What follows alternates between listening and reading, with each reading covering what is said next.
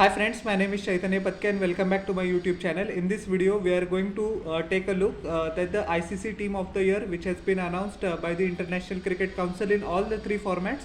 And luckily for Indian fans, it has been dominated by Indians in all the three ones. Except for Test cricket, where just two Indians, namely Ravichandran Ashwin and Ravindra Jadeja are named, but in the ODI and T20 team, बस Indian लोगों का जलवा है. So first of all, we will analyze the ODI team in the ODI World Cup year, which sadly we couldn't win, but this provides some consolation. Rohit Sharma, no doubt, has been named as the skipper of the side. Shubman Gill is going to open with them. Both of them wreaked havoc through the entire World Cup. Unfortunate that Rohit Sharma got out at the onset in the at the final, with Travis Head taking the magnificent catch. Otherwise, the outcome would have been different. But anyways, Shubman Gill impressed one and all in the World Cup. And before even the World Cup started, from Jan to October, he had performed brilliantly well, and he actually now just some runs short of the ODI record all time of Mr. Sachin Tendulkar in 1998. He was short just by a few runs, but anyways, Travis Head, who scored a memorable 100 against India in the World Cup final, he has been impressing in the ODI format as well. He is going to come in at number 3. Virat Kohli, who broke the record of Sachin Tendulkar for most hundreds in ODIs, is going to come in at number 4. He also had a magnificent year.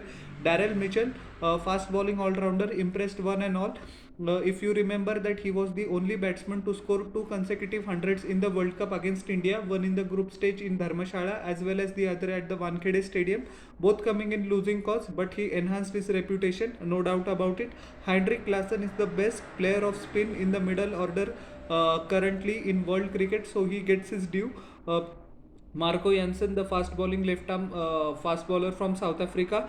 Adam Zampa, who impressed one and all after a couple of in the World Cup after starting out ordinarily in the first couple of games. He has also performed pretty well, excellent economy rate, bowling stump to stump, and played a pivotal part in the team which won the World Cup for Australia. Mohammad Siraj, who wreaked havoc throughout the entire World Cup, especially against Sri Lanka, both in the Asia Cup final. He impressed in the Asia Cup as well. He performed brilliantly well against West Indies in the ODI series. He performed well against Australia, and in the World Cup कुछ कहना ही नहीं है उसका तो.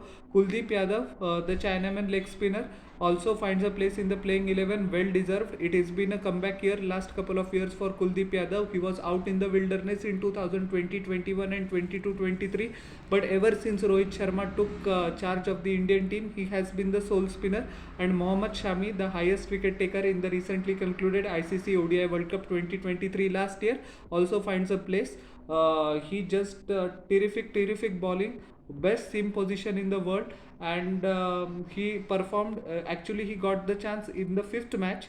Or fourth or the fifth match in the World Cup, but still he went on to become the highest wicket taker, despite the fact that he played very less games as compared to other fast bowlers. So he deserved it. He got the Arjuna award as well. So life has been up for Mohammad Shami. He excellent.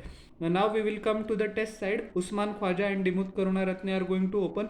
Both left-handers. Dimuth Karunaratne is the only one saving Sri Lanka cricket from embarrassment currently. Usman Khwaja impressed one and all. A test 100 against England. In England, a test 100 against India. In India, one of his best years 2023 was, deservedly so. Kane Williamson, who scored a fine century against Sri Lanka, also finds a place. All-round performances, despite the fact that he has been injured most of the time due to elbow injury, but whenever he has turned up in the test format for New Zealand in the past 12 months, he has always excelled. But you expect nothing less. Joe Root has completely reinvented his game in the test cricket as well under Brendan McCallum. The England team plays with the baseball philosophy, and his outrageous reverse sweep of the fast bowler in the Ashes is still fresh in all cricket fans' mind. Travis Head also finds a place. He chips in with the wickets whenever needed. A gun fielder and excellent batsman. Ravindra Jadeja, the first Indian in the playing 11, performed brilliantly well against Australia and enhanced his reputation. Alex Carey, the wicket-keeping option. Pat Cummins is going to be the skipper of this side once again, leading against England pretty well, despite the fact that it was an away series. Performed pretty well in the World Cup as well. That doesn't count in the test arena. but he impressed one and all as usual. Ravichandran Ashwin, uh, he's constantly being named in the playing 11 of the test ICC Test 11 throughout the years now. No surprise in that. Mitchell Stark, who impressed one and all, and Stuart Broad, the fast bowler who retired after the Ashes after one final hurrah, finds a place. And if you see in the T20 team as well, I have not yet announced it. But no Pakistani is there, so that is a reflection of where Pakistan cricket has hit rock bottom right now, and tremendous changes need to be made within their system, because it is very alarming that in the test format, okay, Pakistan has not performed exceedingly well. We all expect that no Pakistani should be there, but in the ODI as well as the T20 team, not even a single Pakistani fast bowler or the batsman is there. So that should set the alarm bells ringing in the Pakistan Cricket Board, and they should start for course correction right now. Otherwise, it will be too little, too late. Now we will come to the T20 team. Yashasvi Jaiswal, who impressed one and all with his swashbuckling stroke play. He always gave fast and brisk start to India at the start. Phil Salt, who impressed one and all against the West Indies, as well as whenever he got an opportunity to represent England in the past 12 months. Nicholas Puran is going to be the wicketkeeper. No doubt Surya Kumar Yadav is going to be the skipper. Excellent news for Indian fans, and he deserves it. He has been the best T20 international batsman for a long period now, for at least 2 years, and nobody more deserves it than him. Mark Chapman, who has impressed in the middle order, finds a place. Sikandar Raza, tremendous all-rounder, and he has proven his worth in the T20 World Cups as well, and he has been the lone fighting warrior for Zimbabwe on the international front for a quite long time now. Alpesh Ramjani, who played a pivotal role in Uganda qualifying for their first ever T20 World Cup, is I think not a surprise pick. He deserves it, and this is the name that many fans are going to be here for a long time. Remember this: Alpesh Ramjani, who is of Indian origin; Mark Adair, who performed brilliantly well, swings the ball both ways, balls in excess of 135 kilometers per hour, one of the shining lights for Ireland for over the past 12 months in the T20 format. Ravi Bishnoi, who took in excess of 40 wickets in 18 games, just reached world number 1 T20 bowler. So yeah, he deserves it.